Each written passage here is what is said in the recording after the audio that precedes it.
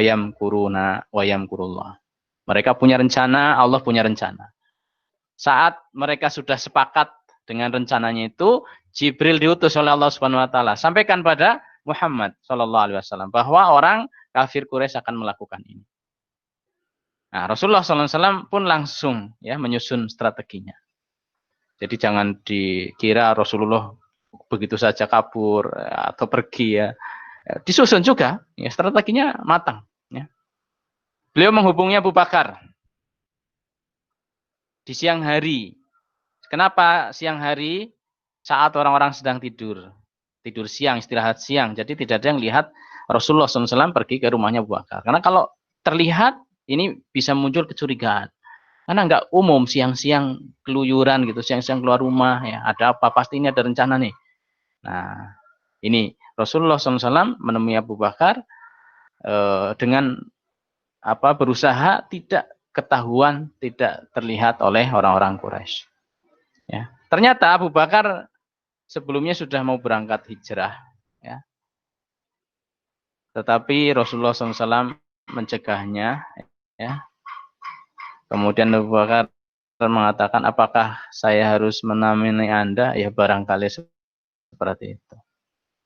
Nah begitu Abu Bakar dapat sinyal, nanti saat Rasulullah harus pergi meninggalkan Mekah, beliau harus menemani, maka beliau segera menyiapkan 2 ekor unta, ya, tanpa disuruh oleh Rasulullah SAW. Ini hebatnya Abu Bakar, feelingnya jalan, ya, kepekaannya jalan. Oh ini kalau nanti kira-kira tiba-tiba saya harus berangkat menemani bagaimana? Nah, beliau langsung menyiapkan 2 kendaraan dan tidak diparkir di rumahnya, ya, tidak diparkir di rumahnya. Tapi beliau titipkan ke salah seorang namanya Abdullah bin Uraiqid. Dia orang musyrik, masih musyrik, tapi dia orangnya amanah. Dan dia punya keahlian mengenali ya yang menghubungkan Mekah atau jalur reguler. Jadi di Mekah sampai Madinah itu ada jalur reguler ya. Sejak zaman Nabi dulu itu sudah orang-orang tahu ada jalan utama dari Mekah menuju Madinah. Ya, kalau orang ngikuti jalan itu aja insya Allah sampai begitu.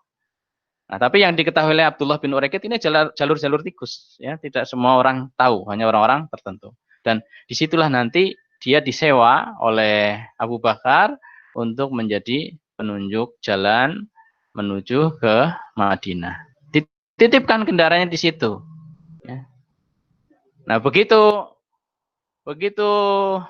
Abu Bakar nanti dihubungi oleh Rasulullah Shallallahu Alaihi Wasallam, kemudian bagaimana rencananya, nanti langsung Abu Bakar menghubungi Abdullah bin Uraiqid, siap ya, Anda siap, siapkan kendaraannya 2, nanti kita ketemu pada hari ini di tempat ini, kayak gitu, insya Allah. Ya. Nanti Abu Bakar juga mengatur yang lain-lainnya, Rasulullah juga mengatur yang lain-lainnya. Ini pertemuan dengan Abu Bakar sudah. Sekarang malam itu tiba, di mana malam itu menjadi malam yang sangat mengerikan ya, seandainya Rasulullah SAW tiba-tiba dibunuh oleh mereka. Ya. Tetapi sudah tahu semuanya. Rasulullah malam itu menyampaikan pada Ali bin Abi Thalib. Ya. Menyampaikan bahwa saya harus pergi segera, dan di sana orang-orang musyrik sudah siap dengan senjata-senjata mereka mau membunuh saya. Kamu siap untuk menggantikan posisi saya, tidur di tempat tidur saya, dan pakai selimut saya, ya. Sehingga mereka menyangka bahwa saya masih ada di sini. Gitu. Ali kira-kira mau apa tidak? Masya Allah ya. Ali tanpa pikir panjang beliau pun mengiyakan apa yang diinginkan oleh Rasulullah Shallallahu Alaihi Wasallam. Ya. Terus beliau juga diamanahi, ini ada banyak titipan-titipan orang Quraisy ya, yang belum saya kembalikan, nanti tolong diselesaikan ya, dikembalikan pada pemilik-pemiliknya. Itu malam itu ya, kemudian sudah semakin senyap malamnya ya. Rasulullah masih ada di dalam rumah, kemudian orang-orang Quraisy sekitar 11 orang ya, para jawara-jawara Quraisy itu dari masing-masing boten itu mendatangi rumah Rasulullah SAW, mengepung rumah Rasulullah SAW. Abu Jahal sudah sangat yakin kalau malam itu dia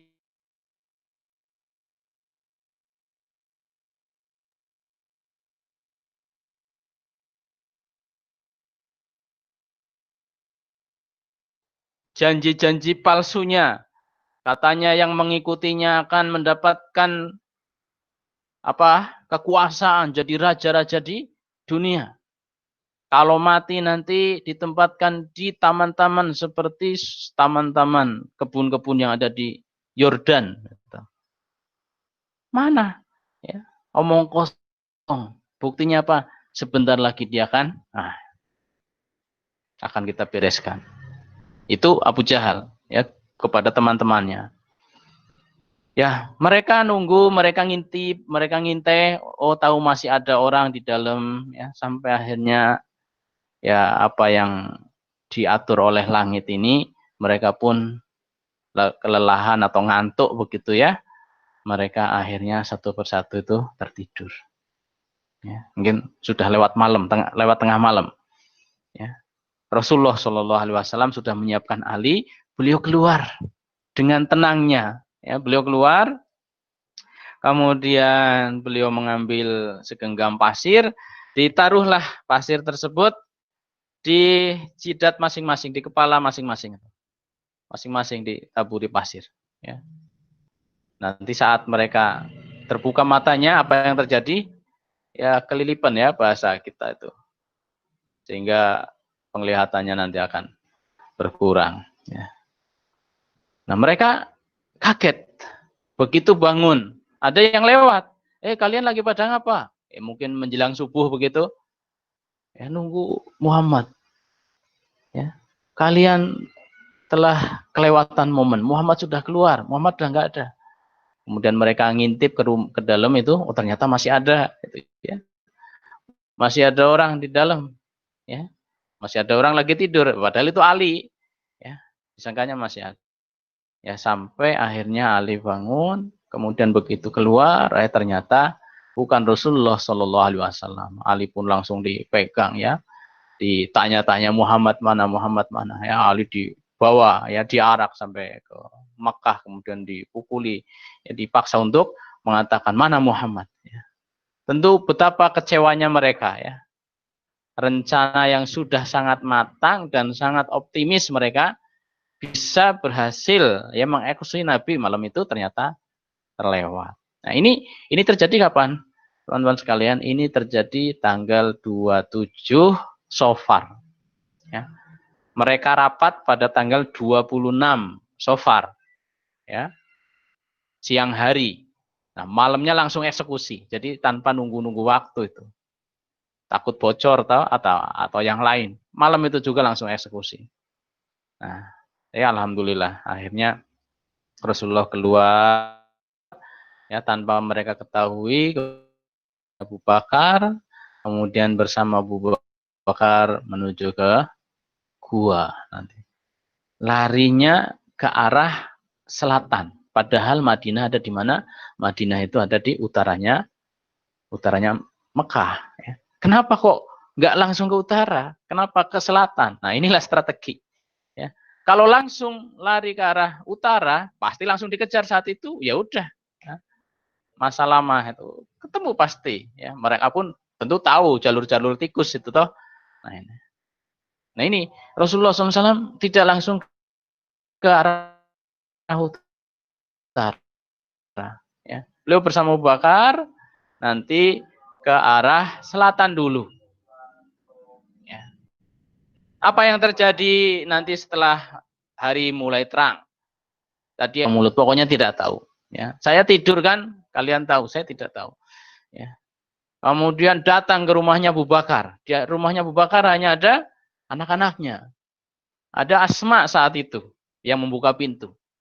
Ya Asma ditanya, mana bapakmu? Nggak tahu. Ya. Abu Jahal naik pitam. Abu Jahal marah. Ditamparnya Asma. Tampar dengan keras sampai disebutkan antingnya Asma itu terlempar, ya, sampai berdarah mulutnya. Ya. Ini Abu Jahal, ya, seperti itu. Tapi tetap mereka kekeh, tidak tahu pokoknya. Nah, ini bagian daripada menjaga hal yang paling rahasia, apapun resikonya harus ditutupi. Karena kalau sampai bocor, wah ini sangat berbahaya sekali. Ya, Ikhwan sekalian, teman-teman yang dimuliakan oleh Allah Subhanahu Wa Taala. Nah, ceritanya ini masih malam ya, Rasulullah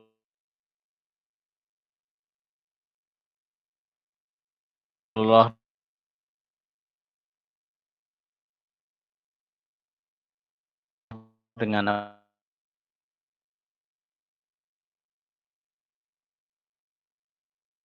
masjid atau Ka'bah, ya, ke arah selatan. Nah, itu nanti di tengah-tengahnya, ya, dari bawah sampai puncak itu di tengah-tengahnya itu nanti ada goa, ya. Goanya nanti tidak ke dalam begitu kayak sumur, tidak, ya, masuk sedikit.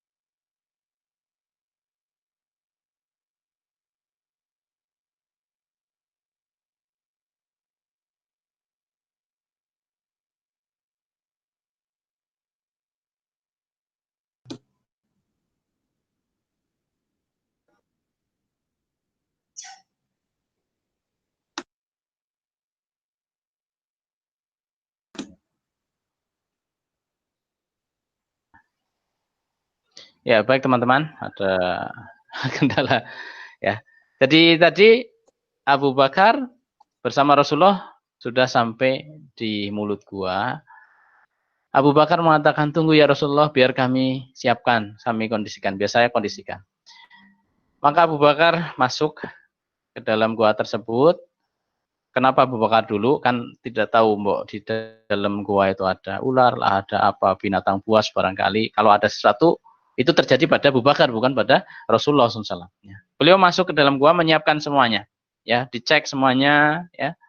Ada lubang-lubang ternyata, beliau ambil kain dari pakaiannya, dia sobek untuk menutup lubang-lubang tersebut. Setelah dirasa semuanya beres, aman, baru Rasulullah SAW dipersilahkan untuk masuk. Ya.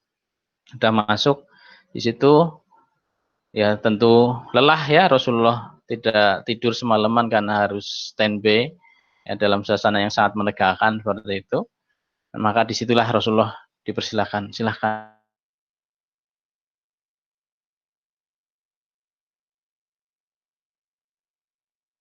Abu Bakar, ya, di pangkuan Abu Bakar. Ya. Nah, tiba-tiba Abu Bakar melihat di depan itu masih ada lubang yang terbuka. Nah, wah, ini bahaya ini. Akhirnya beliau tutup langsung dengan kakinya. Ya. Ada yang mengatakan dengan tangannya. Pokoknya ditutup langsung dengan tangan atau dengan kakinya. Nah, ternyata lubang itu ada isinya. Ada binatang berbisa. Ya. Dan Abu Bakar digigit oleh binatang tersebut. Ya, ya tentu sakit.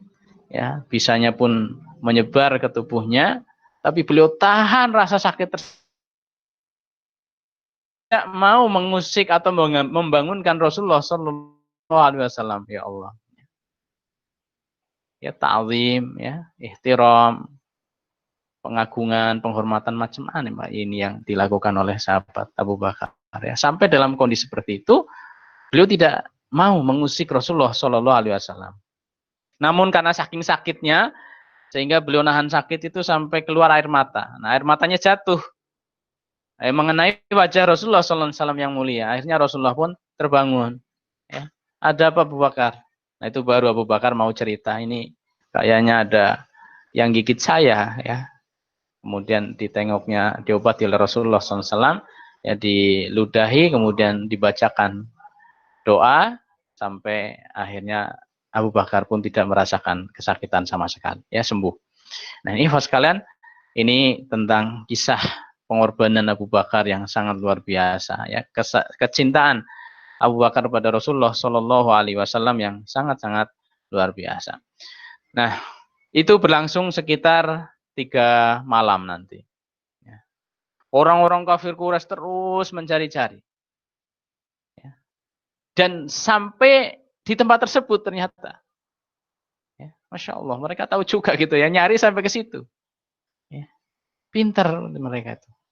Tapi wayam kurullah tadi. Ya, kalau Allah menghendaki untuk tidak terbongkar, ya tidak ada yang bisa membongkar. Saat mereka orang kafir Quraisy sampai di tempat tersebut, ya Abu Bakar sangat ketar-ketir tentunya. Abu Bakar melihat mereka, ya Rasulullah pun melihat mereka. Kemudian Abu Bakar sampai mengatakan sekiranya mereka nunduk sedikit saja melihat ke arah kaki mereka, pasti kami bisa dilihat oleh mereka. Tapi qadarullah mereka cuma lihat-lihat ya ke kejauhan mungkin ya, ke atas ya. Sehingga mereka pun selamat ini. Allah Subhanahu wa taala melindungi Rasulullah dan sahabatnya ini Abu Bakar.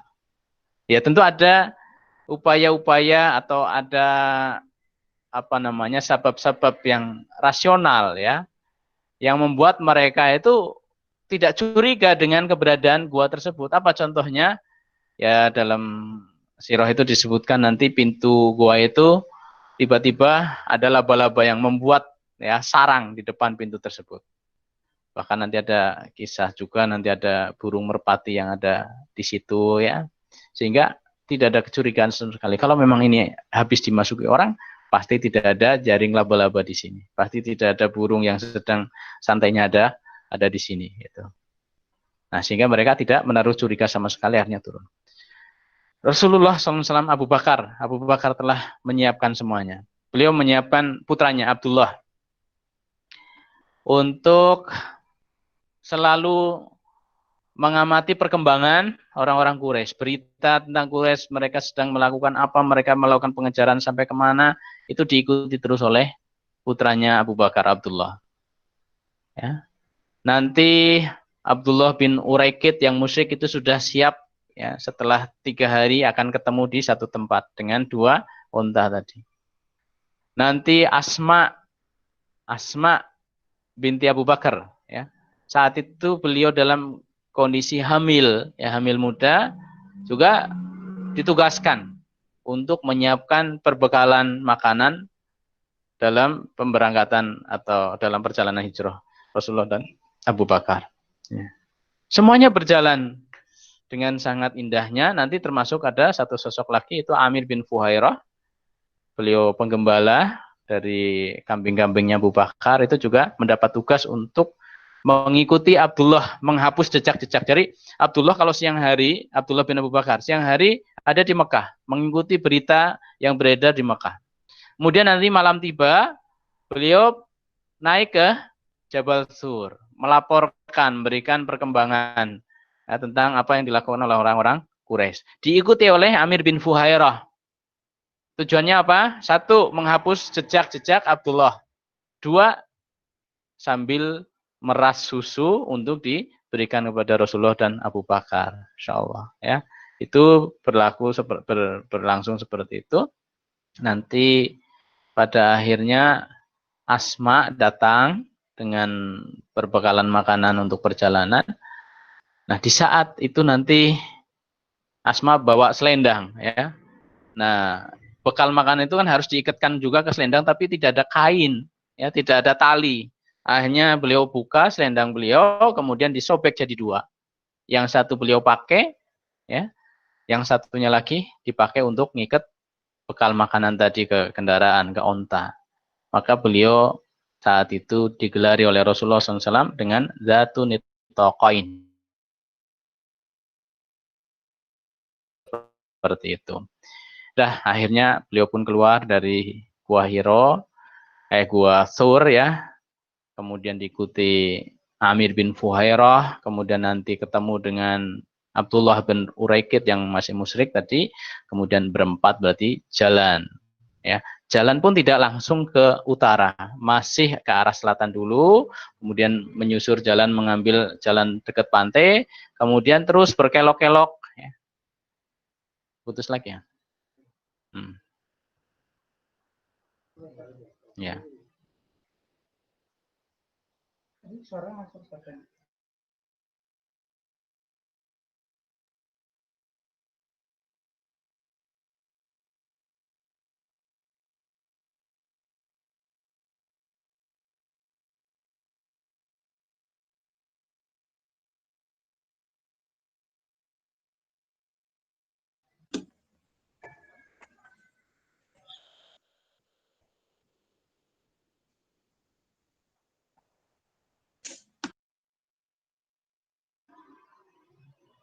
Ya baik, kita lanjutkan kembali. Nah, akhirnya mereka berempat melakukan perjalanan menuju ke Makkah ya dengan menyusuri jalur tikus tadi ya. Nanti ada beberapa perjalanan diantaranya ketemu dengan pengembala, kemudian ketemu dengan kemah seorang perempuan namanya Ummu Ma'bad. Ya. Abu Ma'bad sedang tidak ada di kemah karena menggembala kambing. Ummu Ma'bad sendirian di dalam kemah. Ternyata ada seekor kambing yang tidak ikut digembala karena kondisinya yang sangat lemah, urus, lemah, tidak bertenaga sehingga tidak bisa mengikuti rombongan. Akhirnya kambing ini ditinggal di kemah tersebut. Saat Rasulullah SAW dan rombongan singgah di perkampungan Ummu Ma'bad atau kemahnya Ummu Ma'bad, ini orang-orang kebiasaan orang-orang jahiliyah diantara yang bagus ya. Di antara mereka ada yang sangat-sangat dermawan, sengaja membuat kemah di tengah-tengah padang pasir. Harapannya apa? Nanti ada orang-orang musafir yang lewat dihampirkan, dijamu gitu. Ini saat itu Rasulullah mampir. Ya, sayangnya tidak ada yang bisa disuguhkan. Ya, kambing-kambing semuanya sedang digembala.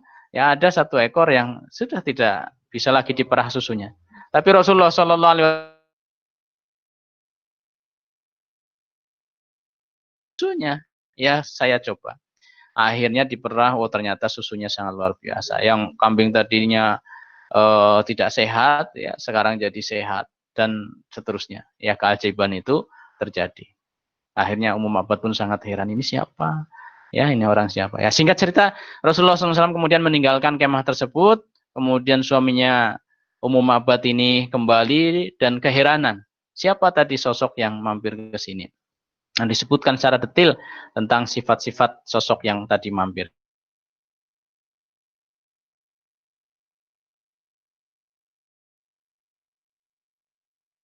Oleh orang-orang kafir itu. Ada yang lapor. Saya lihat ada beberapa orang dari kejauhan terlihat hitam itu. Maka Surokoh bin Malik ya, salah satu kepala suku yang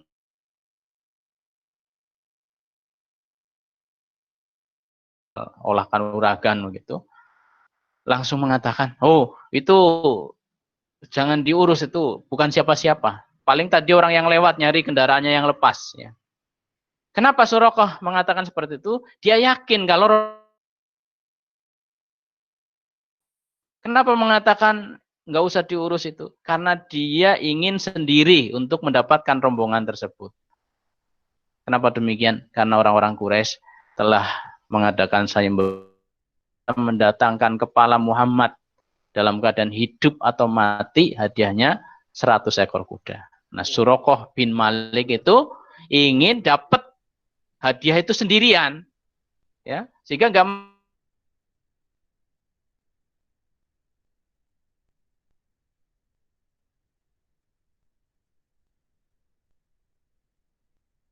ya tombaknya itu diseret biar tidak kelihatan oleh orang lain. Langsung dia pacu kudanya sampai mendekati Rasulullah Shallallahu Alaihi Wasallam. Begitu dekat, ya, langsung kudanya itu terperosok. Anehnya apa? Tanahnya itu tanah keras, ya. Bukan tanah pasir yang dalam itu bukan. Tanahnya tanah padat, tapi bisa kaki kuda bagian depan itu terprosok ya, nancep ke dalam tanah tersebut. Akhirnya dia terpelanting. Dia kemudian mengeluarkan panahnya. Dia undi nasibnya. Ini lanjut apa mundur gitu. Ternyata begitu diambil yang keluar mundur ya. Tapi dia nggak mau mundur. Saya harus kejar lagi. Begitu kejar lagi terprosok lagi. Dia undi nasib lagi ya. Ternyata yang dia ambil yang keluar adalah mundur, jangan lanjut. Tapi dia paksakan, harus tanggung ya, lanjut aja. Akhirnya terprosok lagi. Sampai akhirnya dia menyerah. Muhammad, Muhammad, al-aman, al-aman. Anda aman, saya tidak akan menyakiti Anda, tidak akan niat apa menjahati Anda. Akhirnya Nabi pun berhenti. Ya, kemudian terjadi dialog ya dengan Nabi. Dia belum mau masuk Islam, tapi dia sudah sangat mengakui siapa Muhammad Shallallahu Alaihi Wasallam. Akhirnya dia pun mau ya mengikuti apa yang diinginkan oleh Rasulullah. Satu yang dikatakan oleh Rasulullah, amankan perjalanan kami. Ya, kalau kamu ketemu orang-orang, katakan bahwa kami sudah jauh lewat, sudah jangan dikejar lagi. Gitu. Akhirnya disepakati. Kemudian satu hal, Rasulullah mengatakan kepada Suraqah, nanti kamu akan memakai gelang Raja Persia. Kayak gitu. Ini Suraqah belum mau Islam, kemudian Rasulullah juga dalam kondisi sama sekali belum punya kekuatan, tapi sudah mengatakan nanti kamu akan memakai gelang Raja Persia. Menunjukkan bahwa Raja Persia atau Persia akan digulung oleh umat Islam dan Suraqah nanti bagian daripada orang yang sudah masuk Islam dan bisa memakai itu. Dan itu nanti terjadi di zamannya Umar dan Suraqah bin Malik membawa memo catatan itu disampaikan pada Umar bahwa dirinya nanti akan memakai gelang daripada Raja Persia. Insyaallah itu mukjizat ya atau khabar ijazi dari Nabi Shallallahu Alaihi Wasallam. Nah terus berjalan kemudian sampai di dekat ya Kuba. Beliau ketemu dengan ada rombongan lagi orang-orang Quraisy yang orang-orang Arab yang pengen masuk Islam, 70 masuk Islam. Nanti diminta tetap ada di kampungnya, ya nanti setelah semuanya stabil bisa nyusul Rasulullah SAW. Kemudian beliau juga ketemu dengan Zubair, ya yang baru pulang dari Syam untuk berdagang. Nah, beliau dikasih pakaian baru berwarna putih, ini 4 orang dikasih pakaian oleh Zubair. Kemudian sampai pada akhirnya beliau masuk atau sampai ke Madinah, tapi di Kuba dulu ya. Ke wilayah Yathrib yang pertama kali disinggahi adalah Kuba. Ini menurut catatan sejarah terjadi pada hari Senin, tanggal 8 Maulid, ya, Rabiul Awal. Karena nanti ada yang mengatakan sampainya hari Senin, tanggal 12 Rabiul Awal itu di Madinah. Ya. Tapi menurut versi yang lain, hari Senin tanggal 8 Rabiul Awal sampai di Kuba itu. Nah, Rasulullah ada beberapa hari di Kuba, langsung bangun masjid. Bangun masjid di situ di Kuba. Masjid yang pertama yang dibangun oleh Rasulullah Shallallahu Alaihi Wasallam. Nah, setelah itu hari Kamis Rasulullah meninggalkan Kuba. Nah, nanti sampai hari Jumat mampir di perkampungan keluarganya Bani Najjar, sholat Jumat. Ya, situ kemudian baru melanjutkan setelah Jumat dan sampailah beliau ke posisi Masjid Nabawi sekarang. Ya. Orang-orang sudah hiruk pikuk menyambut beliau, pengen sekali diambil oleh beliau, ya semuanya berusaha untuk nuntun unta beliau. Rasulullah mengatakan biarkan dia. Ya. Fa'inaha ma'murah. Dia itu ada yang nuntun, yaitu Allah maksudnya. Ya. Dia berjalan atas wahyu Allah. Biarkan dia semaunya dia nanti berhenti di mana. Akhirnya unta ini berhenti, tanah ada anak-anak ya, yatim di situ, kemudian nanti tanah itu dibebaskan, dibeli dan dibangun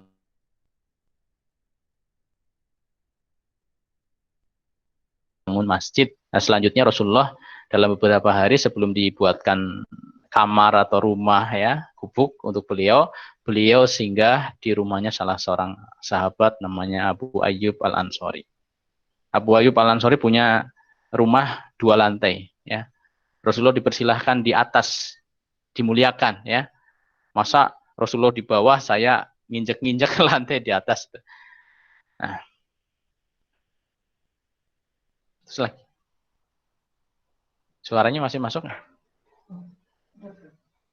Masih masuk. Masih Ustaz. Masih.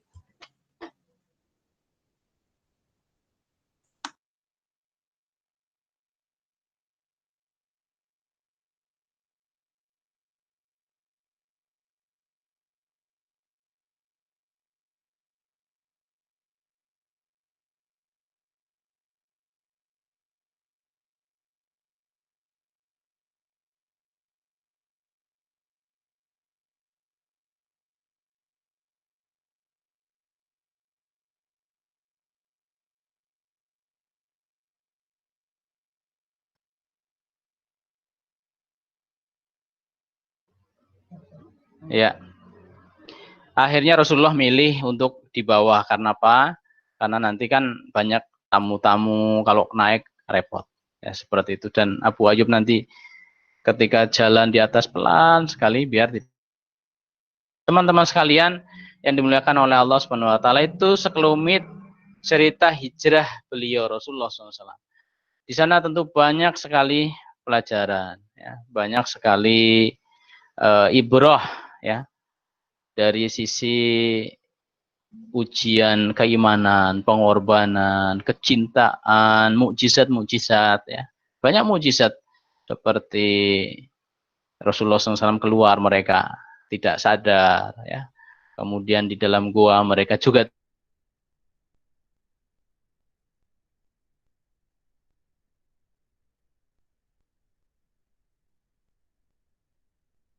temu ma'bad, ya, yang kambing kurus, ya, tidak ada susunya, tapi begitu disentuh oleh Rasulullah, diperah, ya, keluar susunya dengan sangat banyak dan menjadi kambing yang sehat. Itu mujizat-mujizat, ya. Bagaimana kita melihat kecintaan Abu Bakar pada Rasulullah SAW yang siap mengorbankan apa saja, ya, untuk Rasulullah SAW. Tadi sampai nyawa beliau taruhkan. Ya, dalam perjalanan beliau selalu pindah kanan, pindah kiri, depan, belakang. Rasulullah sampai mengatakan, kenapa ya Abu Bakar? Ya Rasulullah, saya terlintas ada musuh dari belakang, sehingga saya segera lari ke arah belakang Rasulullah SAW. Ya, kadang terlintas ada musuh dari kanan, segera saya lari ke arah kanan. Ini Abu Bakar. Kemudian kekompakan tim, Masya Allah, ya, semuanya sudah di setting, ya, di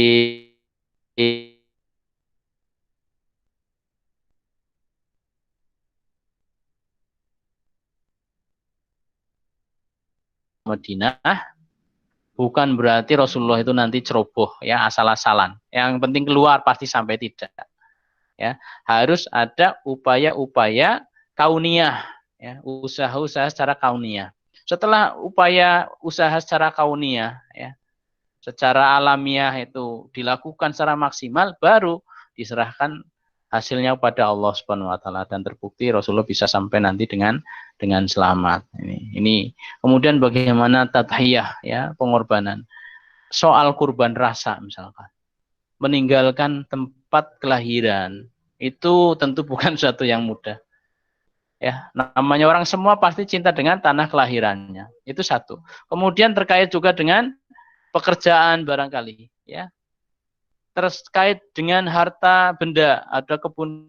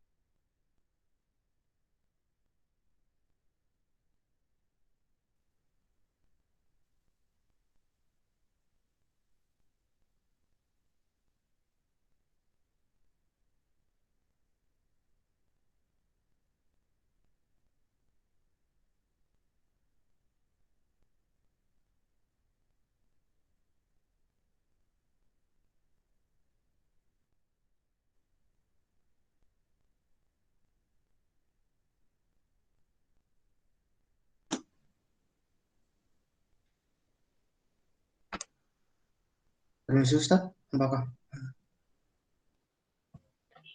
Ini mohon maaf ada trouble sinyal di tempat Ustadznya. Ini lagi coba di cari alternatifnya. Mohon ditunggu ya teman-teman.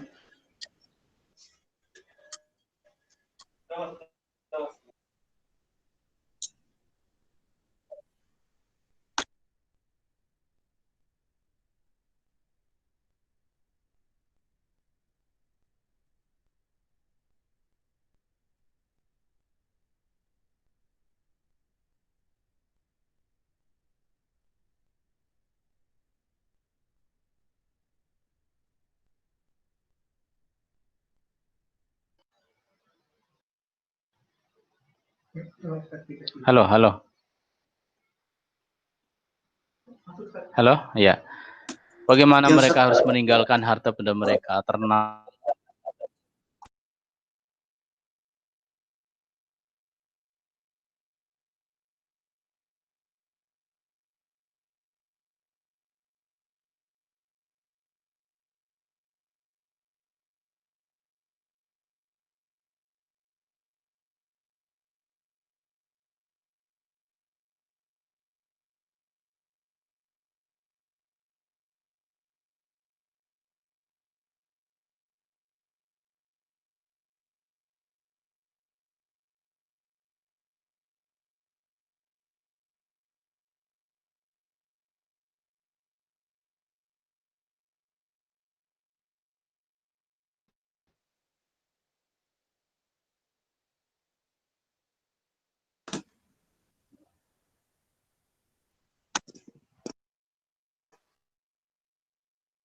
Mohon maaf teman-teman, ini lagi dicoba lagi.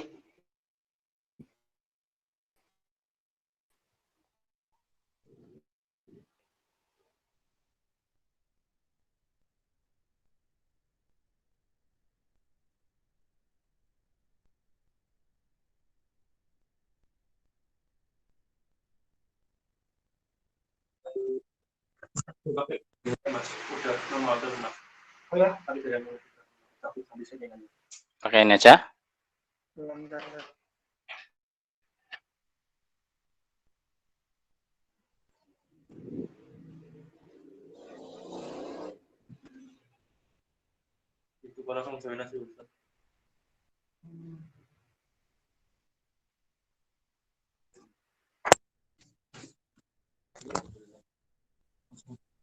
Ya. Ya. Masuk ya? Iya.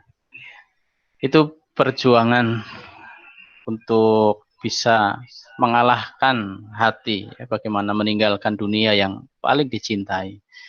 Kemudian menghadapi di tempat yang baru, belum tentu dia dapat gantinya. Ya. Ini tentu pengorbanan yang sangat besar. Ada sahabat seperti Suhaib Ar-Rumi. Beliau aslinya dari Rum, nah, dari Eropa. Kemudian masuk ke Mekah, dagang, sukses.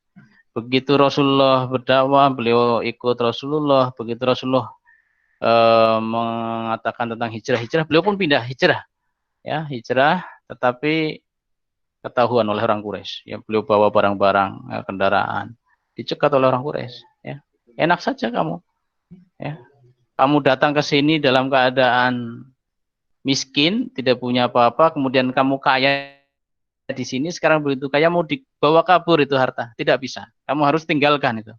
Akhirnya beliau tinggalkan, ya, demi bisa hijrah, ya, untuk menyelamatkan agamanya. Insya Allah. Rasulullah SAW ketika mendengar itu, Robiha sahabat Suhaib ini, dia telah melakukan perdagangan yang menguntungkan, ya, jelas untung secara akhirat. Nah, teman-teman yang dimuliakan oleh Allah Subhanahu Wa Taala, ini juga banyak kisah bagaimana kisah sedih hijrahnya keluarga Ummu Salamah. Ya, Abu Salamah berangkat, Ummu Salamah tidak boleh berangkat, ya, terpisah. Kemudian sudah gitu anaknya nanti diambil oleh keluarganya Abu Salamah. Dia seorang diri terpisah dari suaminya dengan anaknya, ya, sehingga sangat sedih beliau. Tapi akhirnya bisa beliau menyusul, ya, setahun kemudian. Dan bayangkan seorang diri perempuan ya dari Makkah menuju Madinah, seorang diri ya dengan anaknya tadi. Anaknya masih kecil ya. Tapi alhamdulillah ya ada orang ketemu di daerah Tanim yang namanya Utsman ya, Ibn Tolhah, kemudian siap mengantarnya. Dan bagaimana adab itu dijaga. Saat itu sama sekali di dalam perjalanan itu tidak ada obrolan. Ya, ini kan perempuan, laki-laki. Ya, sama sekali tidak ada obrolan sampai Ummu Salamah mau masuk ke perkampungan Kuba itu, di Kuba, lalu dia pun pergi ya kembali ke Mekah. Tolhah bin Utsman bin Tolhah tadi. Nah, itu beberapa pernak-pernik kisah tentang hijrah, dan pelajarannya sebenarnya masih terus banyak digali, bagaimana tadi pengorbanan, kecintaan. Teman-teman sekalian, hijrah hari ini apakah masih berlaku?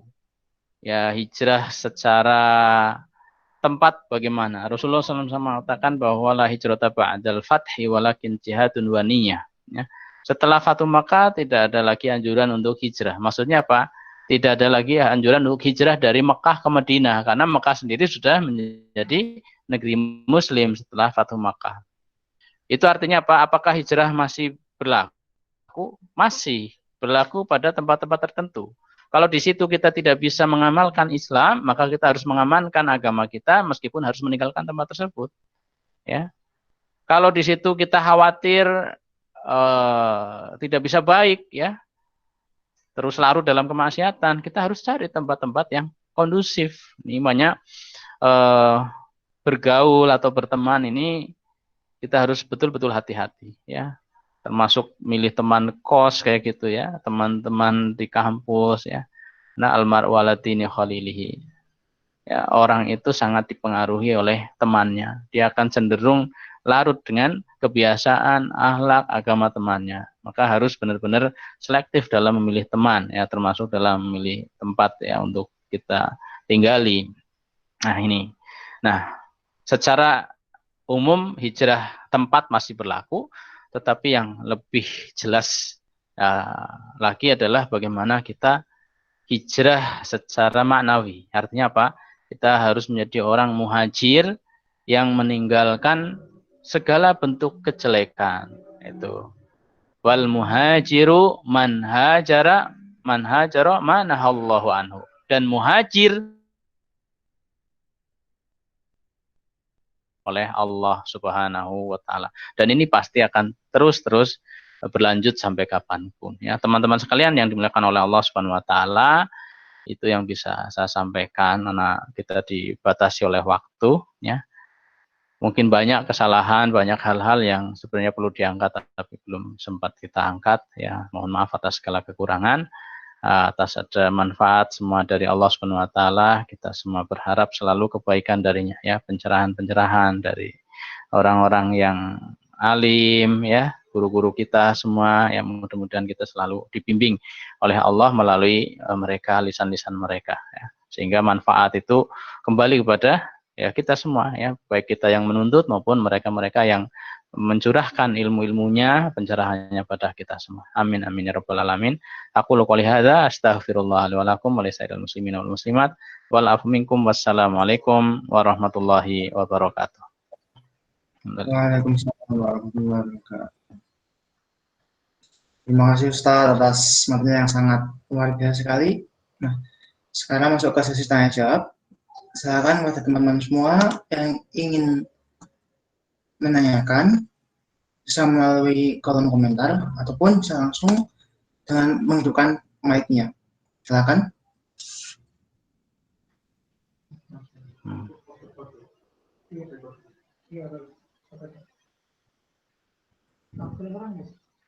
Belum.